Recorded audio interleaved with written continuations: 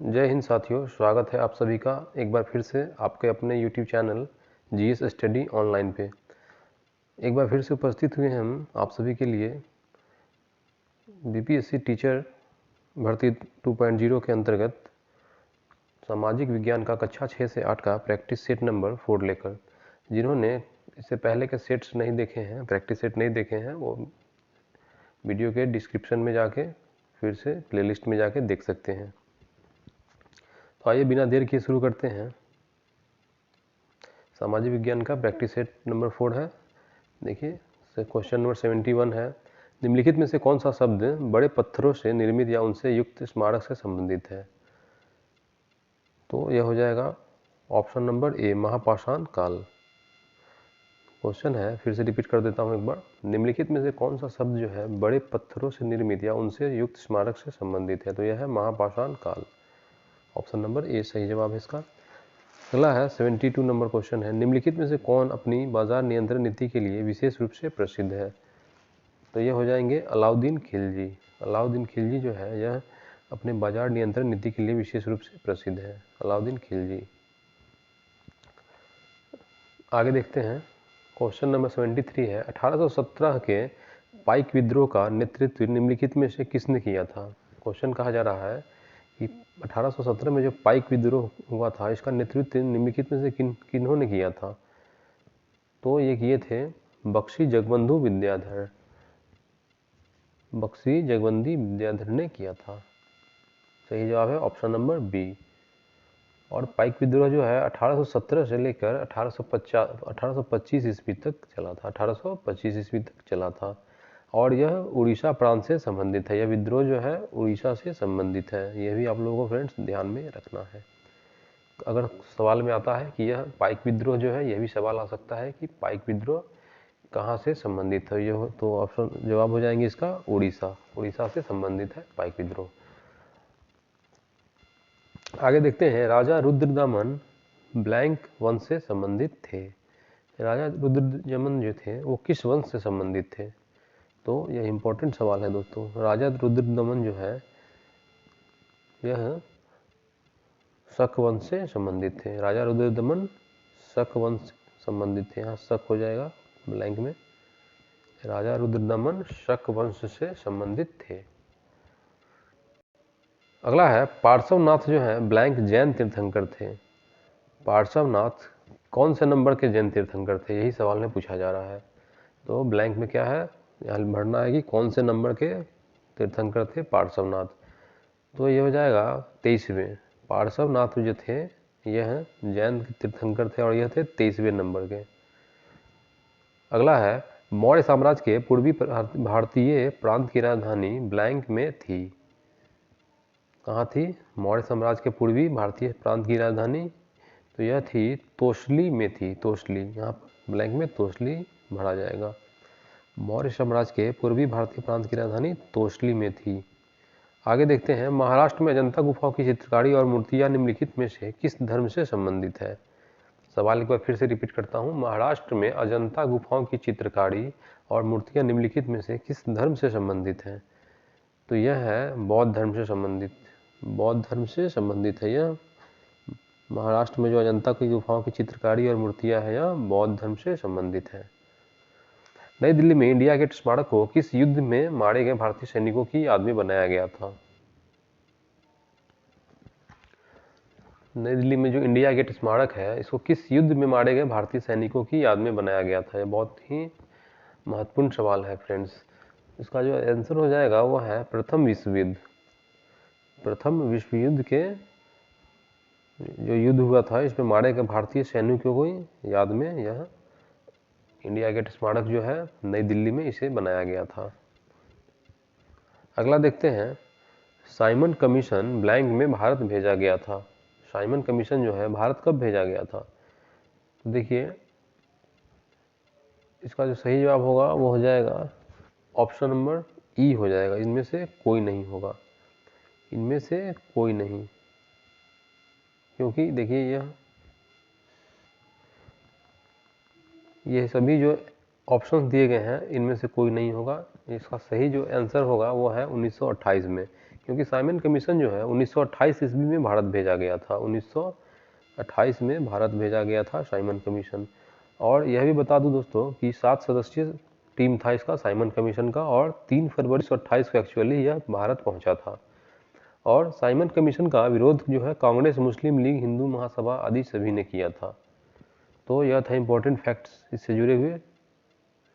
लेकिन एक और फैक्ट है कि डॉक्टर भीमराव अंबेडकर जो थे वो साइमन कमीशन के पक्ष में थे। मुंबई में जो है साइमन कमीशन के विरोध में साइमन गो बैक के नारे भी लगाए गए थे। यह भी आप लोगों को याद रखना है। आगे देखते हैं, क्वेश्चन नंबर 80 है, मुगल साम्राज्य में शाहजहां ने ब्लैंक तक शासन किया। मुगल साम्राज्य में कब तक शासन किया गया था शाहजहां के द्वारा? तो किया गया था 1628 से लेकर 1658 ईस्वी तक। तो सही जवाब होगा ऑप्शन नंबर सी, 1628 से 1658 ईस्वी तक शाहजहां ने शासन किया था मुगल साम्राज्य में।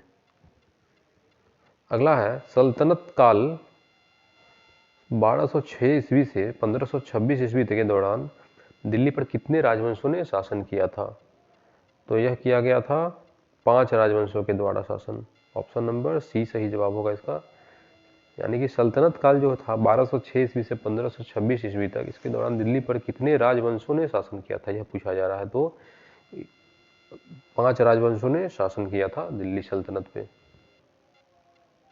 अगला है, लोधी वंश का संस्थापक शासक निम्नलिखित में से कौन था? लोधी वंश का जो संस्थापक था वह शासक निम्नलिखित में से कौन था? तो यह है बहलोल खान लोधी। बहलोल खान लोधी था। लोधी वंश का संस्थापक कौन था? बहलोल खान लोधी। बहुत ही इंपॉर्टेंट है यह दोस्तों। लोधी वंश का संस्थापक से सवाल कई बार एग्जाम में आ चुके हैं। लोधी वंश का संस्थापक कौन थे? तो थे बहलोल खान लोधी। यह बहुत ही इंपॉर्टेंट है। देखिए, बंगाल के गवर्नर जनरल को निम्नलिखित में से किस अधिनियम द्वारा भारत का गवर्नर जनरल बनाया गया था? एक बार फिर से रिपीट करता हूं कि सही से आपको समझ में आए क्वेश्चन। बंगाल के गवर्नर जनरल को निम्नलिखित में से किस अधिनियम द्वारा भारत का गवर्नर जनरल बनाया गया था? तो इसका सही जवाब जो हो जाएगा ऑप्शन नंबर ए जो है यही सही जवाब है इसका, चार्टर अधिनियम 1833 के अंतर्गत। चार्टर अधिनियम 1833 जो था इसी के अंतर्गत जो है बंगाल के गवर्नर जनरल को भारत का गवर्नर जनरल बनाया गया। और भारत का गवर्नर जनरल जो है विलियम बेंटिक को बनाया गया था। भारत सरकार अधिनियम 1858 के तहत जो है भारत का गवर्नर जनरल का नाम बदलकर वायसराय कर दिया गया था। यह भी एक इम्पोर्टेंट फैक्ट है, इसलिए आपको याद रखना है। और प्रथम विधि सदस्य लॉर्ड मैकाले था, इसको भी याद रखिए आप लोग। आगे देखते हैं, क्वेश्चन नंबर 84 है, चोल प्रशासन के संदर्भ में वेट्टी शब्द का अर्थ क्या होता है? चोल प्रशासन के संदर्भ में वेट्टी से शब्द है इसका अर्थ क्या होता है? तो इसका अर्थ होता है कर। वेट्टी जो है इसका अर्थ होता है कर। यह याद रखिए आप लोग। चोल प्रशासन के संदर्भ में वेट्टी शब्द का अर्थ क्या होता है? कर होता है, यानी कि टैक्स।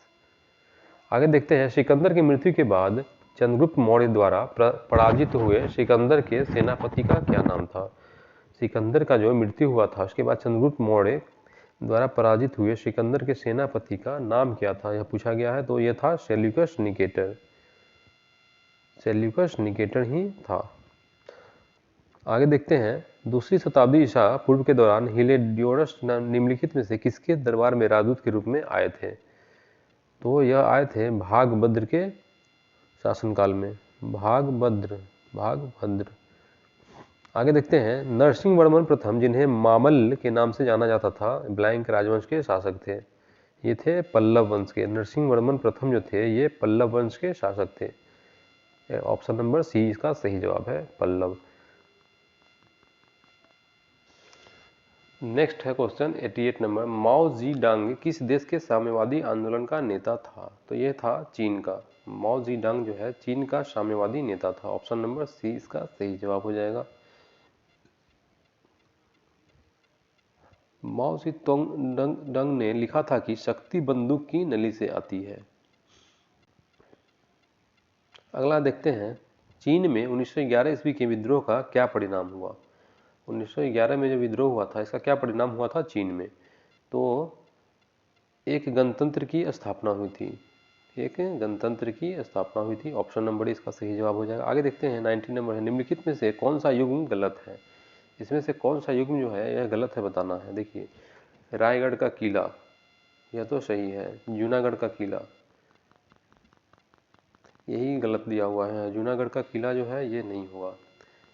जूनागढ़ का किला जो है कर्नाटक में स्थित नहीं है, बल्कि गुजरात में स्थित है। जूनागढ़ का किला जो है गुजरात में स्थित है, यहाँ दिया है कर्नाटक, जो कि बिल्कुल गलत है। जूनागढ़ का किला जो है यह गुजरात में स्थित है।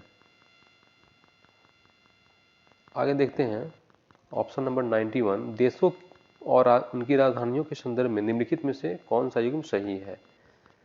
देखिए, कंबोडिया जो है इसकी राजधानी दिया है तिब्लिसी, यह गलत है। इसमें पूछा गया है कौन सा सही है, ये गलत दिया हुआ है। म्यांमार जो है नेपिडाओ,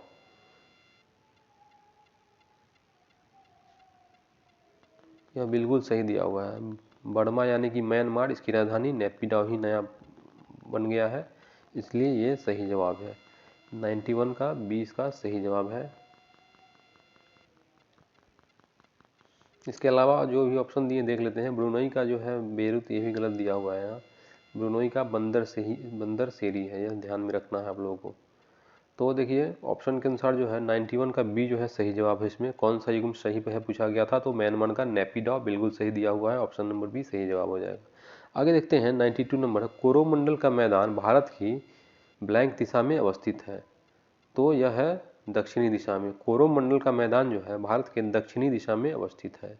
ऑप्शन नंबर 20 का सही ए जो है सही जवाब हो जाएगा। ऑप्शन नंबर ए जो है, ऑप्शन नंबर ए सही जवाब होगा, दक्षिणी दिशा में अवस्थित है। कोरोमंडल का मैदान भारत के दक्षिणी दिशा में स्थित है। अगला है पंजाब हिमालय ब्लैंक नदियों के मध्य स्थित है। पंजाब हिमालय जो है यह कौन से नदी के मध्य में स्थित है? तो यह है सिंधु और सतलज नदी के बीच में। पंजाब जो है हिमालय, यह सिंधु और सतलज नदी के बीच में स्थित है। ऑप्शन नंबर 20 का सही जवाब हो जाएगा, सिंधु और सतलज। आगे देखते हैं 94 नंबर क्वेश्चन, अंडमान और निकोबार द्वीप समूह बंगाल की खाड़ी में भारतीय मुख्य भूमि के ब्लैंक में स्थित है। तो यह हो जाएगा दक्षिण पूर्व। अंडमान एवं निकोबार जो द्वीप समूह है यह बंगाल की खाड़ी में भारतीय मुख्य भूमि के दक्षिण पूर्व में स्थित है। दक्षिण पूर्व, ऑप्शन नंबर सी इसके सही जवाब हो जाएंगे। आगे देखते हैं निम्नलिखित में से कौन सा पर्वत शिखर पूर्वी घाट में स्थित है? कौन सा जो पर्वत शिखर है यह पूर्वी घाट में स्थित है? तो यह है महेंद्रगिरी पर्वत जो है। महेंद्रगिरी जो पर्वत है यह पूर्वी भाग में स्थित है। महेंद्रगिरी ऑप्शन में सी में दिया है, यह सही जवाब होगा। फिर से एक बार बता दूं आप लोगों को, देखिए निम्नलिखित में से कौन सा पर्वत शिखर पूर्वी घाट में स्थित? तो यह हो जाएगा महेंद्रगिरी, जो शिखर जो है पूर्वी घाट में स्थित है। और यह जो है पूर्वी घाट में स्थित दूसरी सबसे ऊंची चोटी है। पूर्वी घाट का जो उच्चतम चोटी है वो है जिंडागढ़ा, 1690 मीटर इसका है ऊंचाई। तो यह आपको ध्यान में रखना है। और देखिए इसके अलावा देखते हैं दक्षिण भारत का सर्वोच्च शिखर जो है यह है अन्नामुंडाई। और दक्षिण भारत का बता दूं आप लोगों को कि अन्नामुंडाई जो है यह सर्वोच्च शिखर है, जबकि दूसरा जो है डोड्डा बेटा पर्वत शिखर दूसरे नंबर पे आता है। यह भी सवाल बहुत इंपॉर्टेंट है, इस फैक्ट को इसलिए मैं बता दिया हूँ, ध्यान में रखिए, इससे भी सवाल आ सकते हैं। आगे देखते हैं 96 नंबर है, निम्नलिखित में से कौन सा भारत के पश्चिमी तट पर स्थित एक प्रमुख बंदरगाह है? कौन सा जो है भारत के पश्चिमी तट पर स्थित एक प्रमुख बंदरगाह है? तो यह है कांडला। कांडला जो है यह भारत के पश्चिमी तट पर स्थित एक बहुत ही महत्वपूर्ण बंदरगाह है। कांडला जो है यानी कि दीनदयाल बंदरगाह इसका नाम पड़ गया है। दीनदयाल बंदरगाह गुजरात राज्य के कच्छ की खाड़ी में स्थित है।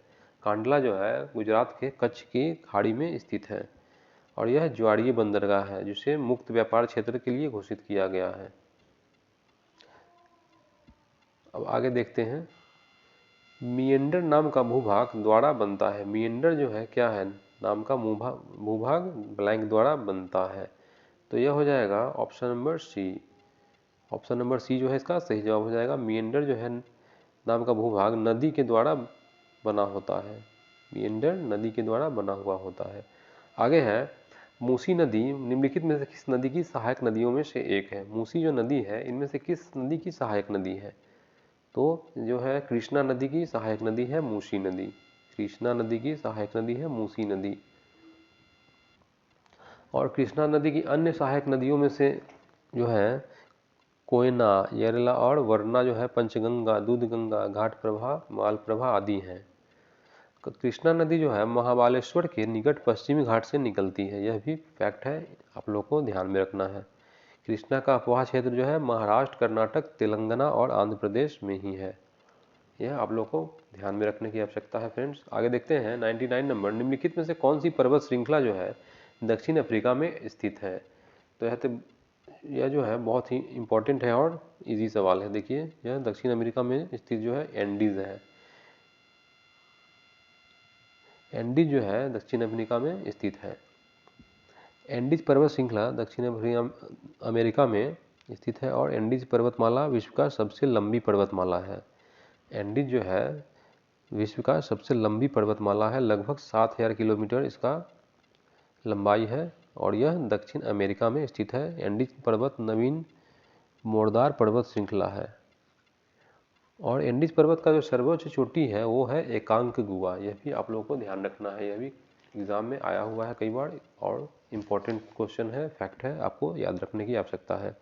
एंडीज पर्वत, अगर सवाल यहाँ से डायरेक्टली इस तरह आ जाए कि एंडीज पर्वतमाला की सर्वोच्च चोटी कौन सी है, तो जवाब इसका होगा एकांक गुआ, एकांक गुआ। एकांक गुआ जो है एंडीज पर्वत की सर्वश्रेष्ठ चोटी है। आइए आगे देखते हैं, उत्तरी गोलार्ध में ग्रीष्मकालीन संक्रांति ब्लैंक के महीने में आती है। उत्तरी काल में जो है ग्रीष्मकालीन संक्रांति किस महीने में आती है? तो यह हो जाएगा जून के महीने में, जून के महीने में आती है। अगला है, निम्नलिखित में से कौन सी झील एक गड्ढे से बनी है जिसका निर्माण उल्कापिंड गिरने से हुआ था? तो यह है लोनार झील। ऑप्शन नंबर सी इसका सही जवाब होगा। लोनार झील जो है यह एक गड्ढे से बनी है जिसका निर्माण उल्कापिंड गिरने से हुआ है और लोनार झील जो है महाराष्ट्र के बुल्ढाना जिले में स्थित है। लोनार झील जो है यह महाराष्ट्र के बुल्ढाना जिले में स्थित है और लोनार झील जो है कैसे पानी का है? तो यह एक खारे पानी की झील है। लोनार जो है एक खारे पानी की झील है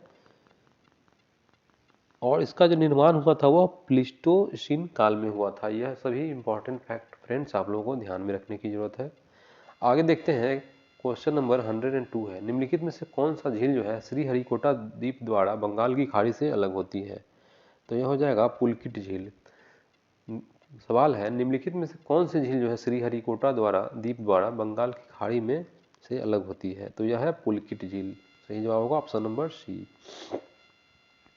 आगे देखते हैं, कोल्लेरू झील निम्नलिखित में से किस राज्य में स्थित है? तो कोल्लेरू झील जो है यह आंध्र प्रदेश में स्थित है। कोल्लेरू झील जो है आंध्र प्रदेश में स्थित है और यह एक मीठे पानी की झील है। कोल्लेरू झील जो है मीठे पानी का झील है। कैसा झील है? तो यह मीठे पानी का झील है। आगे देखते हैं, कृष्णराज सागर बांध को किस नदी पर बनाया गया है? कृष्णराज सागर जो है इसको किस नदी पर बनाया गया है? तो यह हो जाएगा कावेरी नदी पे। कृष्णराज सागर जो है यह कावेरी नदी पर बनाया गया बांध है। कृष्णराज सागर जो बांध है वह कावेरी नदी पर बनाया गया है। आइए आगे देखते हैं, क्वेश्चन नंबर 105 है।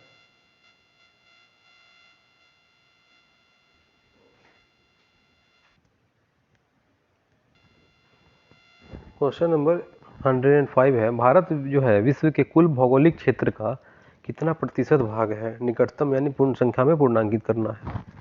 यानी कि क्वेश्चन फिर से बताता हूँ, भारत जो है विश्व के कुल भौगोलिक क्षेत्र का कितना प्रतिशत भाग है? तो इसका जो सही जवाब होगा ऑप्शन नंबर ई होगा, क्योंकि इनमें से कोई नहीं है। क्योंकि भारत जो है विश्व के कुल भौगोलिक क्षेत्र का 2% भारत का हिस्सा है। भारत जो है विश्व के भौगोलिक क्षेत्र का 2% हिस्सा है। भारत का कुल क्षेत्रफल जो है विश्व के भौगोलिक क्षेत्र का लगभग जो है 2.4% है और भारत का जो कुल क्षेत्रफल है वह बता दूं 32,87,263 वर्ग किलोमीटर है। 32,87,263 वर्ग किलोमीटर है भारत का जो कुल क्षेत्रफल। तो यहाँ पे ऑप्शन नंबर ई जो है सही जवाब हो, उपयुक्त में से कोई नहीं इसका सही जवाब हो जाएगा। और देखिए दुनिया में सब, आपको एक फैक्ट बता दूं, दुनिया में जो है सबसे बड़ा क्षेत्रफल में देश का क्रम है, देखिए घटते क्रम में बताता हूँ। सबसे जो ज़्यादा क्षेत्रफल वो है रूस का, प्रथम स्थान पर जो क्षेत्रफल आता है वो है रूस है। उसके बाद कनाडा है, कनाडा के बाद अमेरिका का नंबर आता है, यूएसए। उसके बाद है चाइना का क्षेत्रफल है, फिर ब्राज़ील है, उसके बाद ऑस्ट्रेलिया है, और ऑस्ट्रेलिया के बाद भारत का नंबर आता है। तो इस प्रकार से भौगोलिक क्षेत्रों का जो है क्रम है देशों के लिए। तो इसका सही जवाब होगा ऑप्शन नंबर ई 105 का। आगे देखते हैं, सिंधु और गंगा नदी प्रणालियों के बीच जल विभाजन पर कौन सा जो है जल विभाजन नदी प्रणाली स्थित है। तो देखिए इसका जो सही जवाब होगा वो है option number A Ambala. Sindhu और गंगा नदी के प्रणाली के बीच जल विभाजन पर कौन सा शहर स्थित है, तो यह है अम्बाला। ऑप्शन नंबर ए इसका सही जवाब हो जाएगा अम्बाला। अगला है, पृथ्वी के वायुमंडल में कितने प्रतिशत नाइट्रोजन गैस मौजूद है। तो यह बहुत ही इम्पोर्टेंट है और कई बार यह सवाल एग्जाम में आया हुआ भी है। पृथ्वी के वायुमंडल में कितने प्रतिशत नाइट्रोजन गैस मौजूद है, तो यह इजी भी है क्वेश्चन बहुत, 78%। 78% सबसे ज़्यादा अत्यधिक मात्रा में जो है वायुमंडल में नाइट्रोजन गैस पाया जाता है, जो कि 78% होता है। नेक्स्ट देखते हैं, निम्नलिखित में से किस नक्षत्र को द ग्रेट बैरियर के नाम से भी जाना जाता है। क्वेश्चन फिर से बता दूं, निम्नलिखित में से किस नक्षत्र को द ग्रेट बैरियर के नाम से भी जाना जाता है, तो यह होगा सप्तर्षि। सप्तर्षि जो है द ग्रेट बियर के नाम से जाना जाता है। सप्तर्षि नक्षत्र जो है इसे ग्रेट बियर के नाम से भी जाना जाता है। ऑप्शन नंबर बी सही जवाब होगा। आगे देखते हैं, तापी नदी जो है, सवाल है तापी नदी निम्नलिखित में से किस राज्य में प्रवाहित नहीं होती है। पूछा जा रहा है यहाँ कि किस राज्य में प्रवाहित नहीं होती है, तो वो हो जाएगा यह राजस्थान में। तापी नदी जो है राजस्थान में प्रवाहित नहीं होती है। ऑप्शन नंबर सी सही जवाब हो जाएगा इसका। आगे देखते हैं, धूपगढ़ की पहाड़ियाँ किस राज्य में स्थित है। धूपगढ़ की जो पहाड़ियाँ हैं वो किस राज्य में स्थित है, तो ये हो जाएगा मध्य प्रदेश में। धूपगढ़ की पहाड़ियाँ मध्य प्रदेश में यानी कि एमपी में स्थित है। ऑप्शन नंबर सी सही जवाब हो जाएगा। आगे देखते हैं, भारत के महान न्यायवादी जो है अटॉर्नी जनरल के रूप में नियुक्त होने के लिए आवश्यक योग्यता कितनी है। भारत के महान न्यायवादी यानी कि अटॉर्नी जनरल के रूप में नियुक्त होने के लिए आवश्यकता जो योग्यता है वो कितनी होनी चाहिए, तो वो है सर्वोच्च न्यायालय के न्यायाधीश। सर्वोच्च न्यायालय के न्यायाधीश। ऑप्शन नंबर सी इसका सही जवाब हो जाएगा, सर्वोच्च न्यायालय के न्यायाधीश यानी कि सुप्रीम कोर्ट के जो चीफ जस्टिस हैं ये होना चाहिए। इसके लिए अटॉर्नी जनरल यानी कि महान्यायवादी के रूप में नियुक्त होने के लिए। आगे देखते हैं, 112 नंबर है, भारत में ब्लैंक संवैधानिक संशोधन अधिनियम 1988 द्वारा आयु जो है 21 वर्ष से 18 वर्ष कर दी गई है। कौन से, सवाल फिर से बता दूं, भारत में जो है ब्लैंक संवैधानिक संशोधन अधिनियम 1988 द्वारा जो है मतदान की आयु, यहाँ पे मतदान है, मतदान की आयु जो है 21 वर्ष से घटाकर 18 वर्ष कर दी गई है। तो यह कौन से संशोधन अधिनियम के अंतर्गत हुआ है, तो यह हुआ है 61वें अधिनियम जो है संवैधानिक संशोधन अधिनियम 61वें के अंतर्गत जो है ये आयु को जो है मतदान की आयु को 21 वर्ष से 18 वर्ष कर दी गई है। तो यह 61वें संवैधानिक संशोधन अधिनियम के अंतर्गत हुआ है। आगे देखते हैं, भारत के संविधान की ब्लैंक अनुसूचित राज्यों के नामों और उनके अधिकार क्षेत्रों से संबंधित है, तो यह होगा प्रथम। भारत के संविधान की प्रथम अनुसूची जो है राज्यों के नामों और उनके अधिकार क्षेत्र से संबंधित है, तो ऑप्शन नंबर सी सही जवाब होगा। आगे देखते हैं, प्रसिद्ध केशवानंद भारती 1973 बाद निम्नलिखित में से किस मामले से संबंधित था। प्रसिद्ध केशवानंद भारती 1973 जो है निम्नलिखित में से किस मामले से संबंधित था, तो यह था प्रस्तावना का उत्तरदायित्व। प्रस्तावना का उत्तरदायित्व हो जाएगा सही जवाब यहाँ।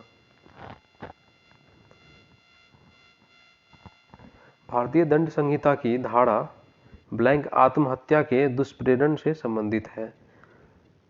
क्वेश्चन है भारतीय दंड संहिता की धारा जो है ब्लैंक आत्महत्या के दुष्प्रेरण से संबंधित है, मतलब कौन सा धारा जो है आत्महत्या के दुष्प्रेरण से संबंधित है। तो यह हो जाएगा 306। 306 के अंतर्गत जो है आत्महत्या के दुष्प्रेरण से संबंधित यह धारा है। इसके तहत दंड मिलता है। अगर कोई व्यक्ति आत्महत्या करने की कोशिश करता है तो उसे भारतीय दंड संहिता की धारा 306 के तहत जो है दंड मिलता है। तो ऑप्शन नंबर 20 का सही जवाब हो जाएगा। आगे है भारत के संविधान का अनुच्छेद 19 जो है 19 ID ब्लैंक से संबंधित है। तो यह हो जाएगा समस्त भारतीय क्षेत्र से स्वतंत्रता पूर्वक आवागमन का अधिकार। हो जाएगा ऑप्शन नंबर ए समस्त भारतीय क्षेत्र में स्वतंत्रता पूर्वक आवागमन का अधिकार। आगे है संविधान बनाने के लिए संविधान सभा में कितनी समितियां बनाई गई थी। इसमें जो है टोटल 13 समितियां बनाई गई थी। संविधान बनाने के लिए जो संविधान का निर्माण हुआ था उसमें जो है संविधान सभा में 13 समितियां का बनाया गया था, 13 समितियों को बनाया गया था। और इसमें एक बात फैक्ट और बता दूं, संविधान सभा जो है बनाने के लिए 8 बड़ी समितियां थी और 13 छोटी समितियां बनाई गई थी। नेक्स्ट देखते हैं क्वेश्चन नंबर 118 है 118 नंबर क्वेश्चन। निम्नलिखित में से किस वर्ष में भारत की अंतरिम सरकार का नवनिर्वाचित संविधान सभा द्वारा निर्माण किया गया था। तो यह हो जाएगा 1946 में किया गया था। ऑप्शन नंबर ए जो है सही जवाब है। 1946 में जो है भारत की अंतरिम सरकार का नवनिर्वाचित संविधान सभा द्वारा निर्माण किया गया था। आगे है निम्नलिखित में से किस संविधान संशोधन के साथ राष्ट्रीय राजधानी क्षेत्र अधिनियम 1991 के अधिनियम को लागू करने के बाद राजधानी दिल्ली में एक विधानसभा का गठन किया गया था। तो यह हो जाएगा 69वां संविधान संशोधन। ऑप्शन नंबर ए जो है सही जवाब हो जाएगा इसका। आगे है भारत के संविधान के निम्नलिखित में से किस अनुच्छेद में धन विधेयक का उल्लेख किया गया है। क्वेश्चन है भारत के संविधान के निम्नलिखित में से किस अनुच्छेद में धन विधेयक का उल्लेख किया गया है। तो यह किया गया है अनुच्छेद 110 में। अनुच्छेद 110 में इसका धन विधेयक का उल्लेख किया गया है। तो सही जवाब होगा ऑप्शन नंबर बी जो है सही हो जाएगा इसका जवाब। आगे है भारतीय संविधान के ब्लैंक के अंतर्गत केंद्र सरकार द्वारा अनुमानित प्राप्तियों और व्यय का वार्षिक वित्तीय विवरण संसद के दोनों सदनों के समक्ष प्रस्तुत किया जाना अनिवार्य किया गया है। फिर से सवाल को रिपीट करके समझा दूंगा आप लोगों को। भारतीय संविधान के ब्लैंक के अंतर्गत जो है केंद्र सरकार द्वारा अनुमानित प्राप्तियों और व्यय का वार्षिक वित्तीय विवरण संसद के दोनों सदनों के समक्ष प्रस्तुत किया जाना अनिवार्य किया गया है। तो इसका सही जवाब होगा ऑप्शन नंबर बी अनुच्छेद 112 के तहत। अनुच्छेद 112 हो जाएगा सही जवाब। क्वेश्चन 122 नई लोकसभा निर्वाचित होने के उपरांत वर्तमान लोकसभा के अंतिम सत्र हेतु निम्नलिखित में से कौन सा शब्द जो है प्रयोग किया जाता है। नई लोकसभा निर्वाचित होने के उपरांत वर्तमान लोकसभा के अंतिम सत्र हेतु निम्नलिखित में से कौन सा शब्द जो है प्रयोग किया जाता है। तो यह हो जाएगा कोरम। कोरम वर्ड जो है यह प्रयोग किया जाता है। ऑप्शन नंबर सी इसका सही उत्तर है। आगे है भारत के संविधान के निम्नलिखित भागों में से कौन मुख्य रूप से संघ और राज्यों के बीच संबंधों से संबंधित है।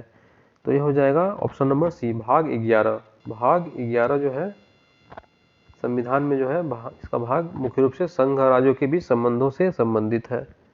भाग 11 जो है यह मुख्य रूप से संघ और राज्यों के बीच संबंधों से संबंधित है। भाग 11। आगे देखते हैं क्वेश्चन नंबर 124 निम्नलिखित में से किसके अंतर्गत भारतीय प्रशासनिक सेवा और भारतीय पुलिस सेवा को संसद द्वारा सृजित सेवाएं माना जाता है। फिर से क्वेश्चन रिपीट कर दूं कि आपको समझ में आ जाए अच्छी तरह। निम्नलिखित में से किसके अंतर्गत जो है भारतीय प्रशासनिक सेवा और भारतीय पुलिस सेवा यानी कि IAS और IPS जो सेवा है Indian administrative service and Indian police service को जो है संसद द्वारा सृजित सेवाएं माना जाता है।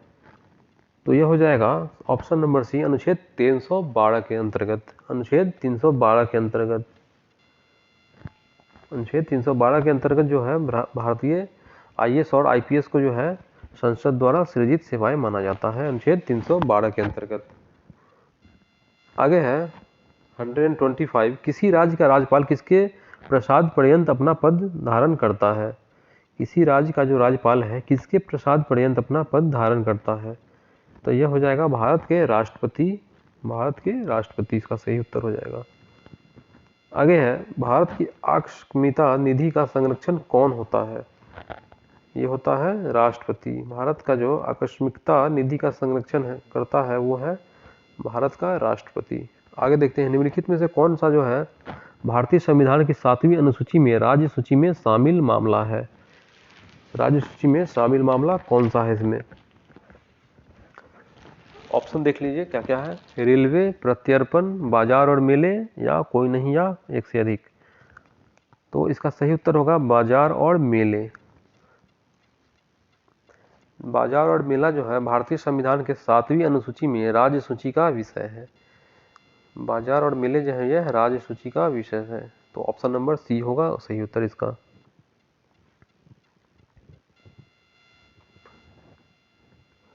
भारतीय संविधान के निम्नलिखित अनुच्छेदों में से कौन सा राष्ट्रीय अनुसूचित जाति आयोग से संबंधित है।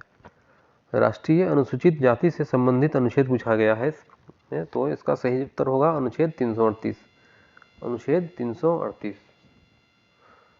ऑप्शन नंबर ए सही जवाब है। आगे है संसद के द्विसदनों की संयुक्त बैठक की अध्यक्षता कौन करते हैं। संसद का जो दो सदन होता है यानी कि द्विसदन, इसका संयुक्त बैठक का अध्यक्षता कौन कर सकता है, तो यह कर सकता है लोकसभा के अध्यक्ष। ऑप्शन नंबर बी जो है सही उत्तर होगा। लोकसभा का जो स्पीकर होता है यानी कि लोकसभा का अध्यक्ष, यह जो है संसद के द्विसदनों का जो है बैठक का अध्यक्षता कर सकते हैं। क्वेश्चन 130 है भारत के संविधान के अनुच्छेद 213 के तहत जो है घोषित अध्यादेश को इनमें से किसके द्वारा प्रत्याहत यानी कि विड्रॉन किया जा सकता है। विड्रॉन किया जा सकता है, तो यह है राज्यपाल। सही उत्तर होगा राज्यपाल। क्वेश्चन नंबर 131 है, 131वां नंबर क्वेश्चन है।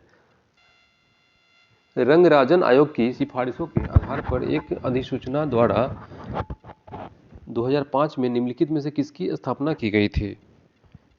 रंगराजन आयोग की सिफारिश के आधार पर एक अधिसूचना द्वारा 2005 में निम्नलिखित में से किसकी स्थापना की गई थी, तो इस जो है राष्ट्रीय सांख्यिकी आयोग की स्थापना की गई थी। राष्ट्रीय सांख्यिकी आयोग जो है इसका सही जवाब हो जाएगा ऑप्शन नंबर सी। और राष्ट्रीय एक और फैक्ट बता दूं कि राष्ट्रीय सांख्यिकी आयोग की स्थापना जो है 1 जून 2005 को की गई थी, और यह जो है रंगराजन आयोग की सिफारिशों के आधार पर किया गया था। रंगराजन आयोग की सिफारिश के आधार पर किया गया था इसकी स्थापना। और इसका कार्यालय का जो स्थापना हुआ है, राष्ट्रीय सांख्यिकी कार्यालय का स्थापना जो है यह 2019 में किया गया है। 2019 में इसका कार्यालय का स्थापना किया गया है, यह भी आप लोग को ध्यान में रखना है साथियों। 2019 में जो है रंगराजन आयोग का कार्यालय का स्थापना 2019 में किया गया है, यह भी फैक्ट है, इसको याद रखिए आप लोग। आगे देखते हैं 132 नंबर है केंद्रीय सांख्यिकी संगठन द्वारा ब्लैंक आधार पर औद्योगिक उत्पादन सूचकांक की गणना की जाती है। केंद्रीय सांख्यिकी संगठन जो है इसके द्वारा जो है किस आधार पर जो है औद्योगिक उत्पादन सूचकांक की गणना की जाती है या इसे प्रकाशित किया जाता है, तो इसका सही उत्तर हो जाएगा ऑप्शन नंबर ए मासिक। यह जो है मंथली बेसिस पर किया जाता है, यानी कि मासिक जो है इसका उत्तर हो जाएगा मंथली बेसिस पे। क्वेश्चन फिर से रिपीट कर दूं एक बार कि आपके सही से समझ में आ जाए। केंद्रीय सांख्यिकी संगठन जो है द्वारा ब्लैंक आधार पर औद्योगिक उत्पादन सूचकांक की गणना की जाती है और इसे प्रकाशित किया जाता है। यह जो है मंथली बेसिस पे किया जाता है, यानी कि मासिक, तो सही उत्तर हो जाएगा ऑप्शन नंबर ए। 132 का ऑप्शन नंबर ए जो है सही उत्तर हो जाएगा। आगे है विदेशी मुद्रा आरक्षित भंडारों के प्रबंधन पर लागू कानूनी प्रावधान। भारतीय रिजर्व बैंक अधिनियम जो है कौन सा अधिनियम था इसमें, 1934 हो जाएगा। 1934 में जो है निर्धारित किए गए हैं। विदेशी मुद्रा आरक्षित भंडारों के प्रबंधन पर जो है लागू कानूनी प्रावधान भारतीय रिजर्व बैंक अधिनियम 1934 में निर्धारित किए गए हैं। अब आगे देखते हैं क्वेश्चन नंबर 134। ब्लैंक सरकार के कराधान और व्यय निर्णयों को प्रबंधन करती है। ब्लैंक में क्या भरा जाएगा? इसमें हो जाएगा ऑप्शन नंबर राजकोषीय नीति। राजकोषीय नीति जो है इसके तहत सरकार के कराधान और व्यय निर्णयों का प्रबंधन होता है। राजकोषीय नीति ऑप्शन नंबर बी सही जवाब है। आगे है भारतीय रिजर्व बैंक द्वारा लीड बैंक योजना की शुरुआत किस वर्ष में की गई है? यानी कि भारतीय रिजर्व बैंक द्वारा जो है लीड बैंक की योजना की शुरुआत किस वर्ष में की गई है? तो यह किया गया है 1969 में, 1969 में किया गया है। आगे है आरबीआई अधिनियम 1934 के जो है ब्लैंक अनुसूची के अंतर्गत जो है शामिल बैंकों को अनुसूचित वाणिज्यिक बैंक कहा जाता है। तो ब्लैंक में यहाँ क्या हो जाएगा? आरबीआई अधिनियम 1934 का ब्लैंक जो है अनुसूचित के अंतर्गत शामिल बैंकों को अनुसूचित वाणिज्यिक बैंक कहा जाता है। तो ब्लैंक में इसमें हो जाएगा ऑप्शन नंबर बी हो जाएगा, दूसरा अनुसूची। दूसरी अनुसूची के अंतर्गत होगा। दूसरी अनुसूची जो है इसके अंतर्गत शामिल बैंकों को अनुसूचित वाणिज्यिक बैंक कहा जाता है, यानी कि कमर्शियल बैंक कहा जाता है।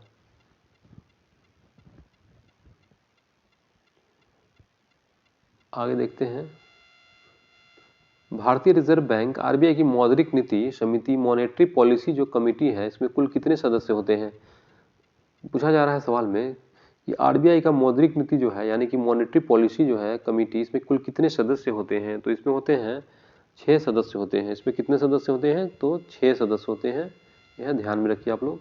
आगे देखते हैं निम्नलिखित में से कौन सा जो है निम्नलिखित में से कौन सी वस्तु जो है आवश्यक वस्तु अधिनियम 1955 में सम्मिलित नहीं है? तो यह हो जाएगा ऑप्शन नंबर ए, लकड़ी का फर्नीचर। लकड़ी का फर्नीचर जो है यह आवश्यक वस्तु अधिनियम 1955 में सम्मिलित नहीं है, लकड़ी का furniture.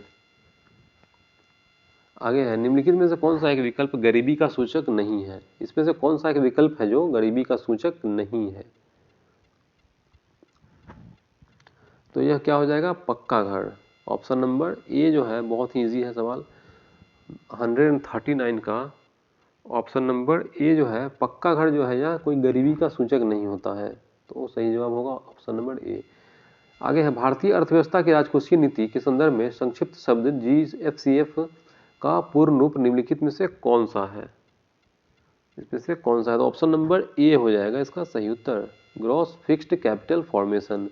Gross fixed capital formation जो है यह सही जवाब है इसका। आगे है आरबीआई के मानदंडों के अनुसार लाभदायी लीवरेज अनुपात जो है में कटौती लागू करने का अर्थ है कि बैंक जो है ब्लैंक पूंजी आधार पर ब्लैंक उधार दे सकते हैं। इसका ब्लैंक में क्या फिल किया जाएगा?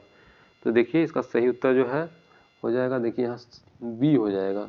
यहाँ पर देखिए आरबीआई के मानदंडों के अनुसार लाभदायक लीवरेज अनुपात की कटौती करने का अर्थ है कि बैंक समान पूंजी आधार पर अधिक उधार दे सकते हैं। यहाँ पे समान और अधिक ब्लैंक में फिल किया जाएगा। तो ऑप्शन नंबर बी जो है सही जवाब हो जाएगा। आगे देखते हैं भारत में पहली बार आर्थिक जनगणना कब की गई थी? तो भारत में सबसे प्रथम जो है आर्थिक जनगणना की गई थी 1977 में की गई थी। बार आर्थिक जनगणना जो है 1978 में की गई थी। सही उत्तर हो जाएगा 1978, 1978 में की गई थी। आगे है 143 नंबर पे जाते हैं। देखिए क्वेश्चन क्या है, मुद्रास्फीति जनित मंदी निम्नलिखित में किसका विशिष्ट संयोजन होती है? मुद्रास्फीति जो है जनित मंदी निम्नलिखित में से किसका विशिष्ट संयोजन है? तो यह हो जाएगा अवरुद्ध विकास और बढ़ती हुई मुद्रास्फीति। ऑप्शन नंबर सी, अवरुद्ध विकास और बढ़ती हुई मुद्रास्फीति। नेक्स्ट देखते हैं भारतीय अर्थव्यवस्था के राजकोषीय नीति के संदर्भ में आर्थिक उत्पादन आउटपुट में जो है निविष्ट इनपुट घटाने पर निम्नलिखित में से क्या प्रभाव होता है? तो हो जाएगा जीवीए। ऑप्शन नंबर बी है सही जवाब, जीवीए। आगे है दिवाला और शोधन अक्षमता संहिता संशोधन अध्यादेश 2020 के दिवाला और शोधन अक्षमता संहिता ब्लैंक में संशोधन किया था। तो यहाँ पे हो जाएगा ऑप्शन नंबर ए जो है सही जवाब है 2016 में, 2016 में किया गया था। ऑप्शन ए सही जवाब है। आगे है भारतीय शेयर बाजार सूचकांक सेंसेक्स ने किस वर्ष में पहली बार 5 पॉइंट का आंकड़ा पार किया था। भारतीय शेयर बाजार जो है यानी कि शेयर मार्केट जो है, इसमें सेंसेक्स ने किस वर्ष में पहली बार 5 पॉइंट का आंकड़ा जो है पार किया था। 5000 पॉइंट का आंकड़ा, यहाँ पे 5000 पॉइंट है, 5000 पॉइंट का आंकड़ा जो है कब पार किया था, किस वर्ष।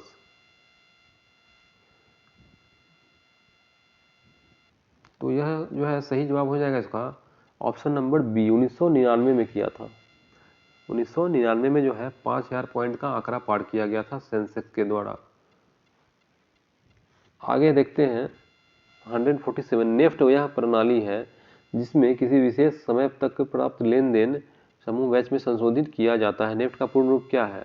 तो इसका सही जवाब होगा national electronic fund transfer, national electronic fund transfer. सही जवाब क्या हो जाएगा, नेशनल इलेक्ट्रॉनिक फंड ट्रांसफर।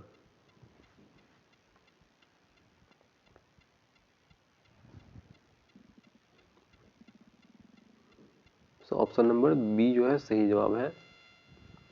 यहाँ पे फंड्स होता है, नेशनल इलेक्ट्रॉनिक फंड्स ट्रांसफर हो जाएगा। सही जवाब ऑप्शन नंबर बी। आगे है 148 नंबर है, भारत में निम्नलिखित में से कौन सी अवधि स्थिर जनसंख्या वृद्धि की मानी जाती है। तो ये हो जाएगा ऑप्शन सी जो है 1921 से 51, 1921 से 51 जो है यह जनसंख्या वृद्धि की लिए मानी जाती है। आगे देखते हैं कृषि लागत एवं मूल्य आयोग CSCP, जिसे पहले कृषि मूल्य का नाम दिया गया था, इसकी स्थापना निम्नलिखित में से किस वर्ष की गई थी। तो यह जो है ऑप्शन नंबर ई इसका सही जवाब होगा, कोई नहीं है इसमें से कोई भी सही जवाब नहीं है। एक्चुअली यह जो है 1965 में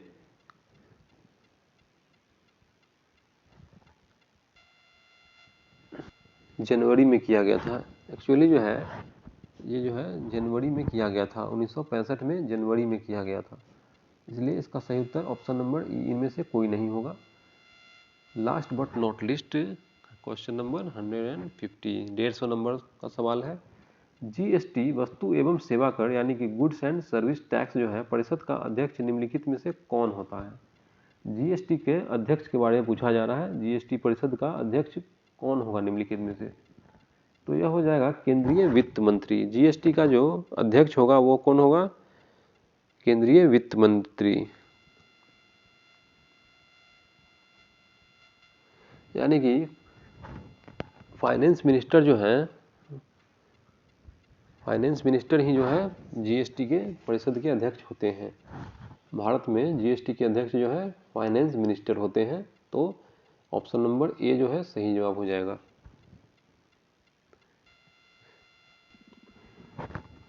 तो यह जो है आज का इम्पोर्टेंट वीडियो था।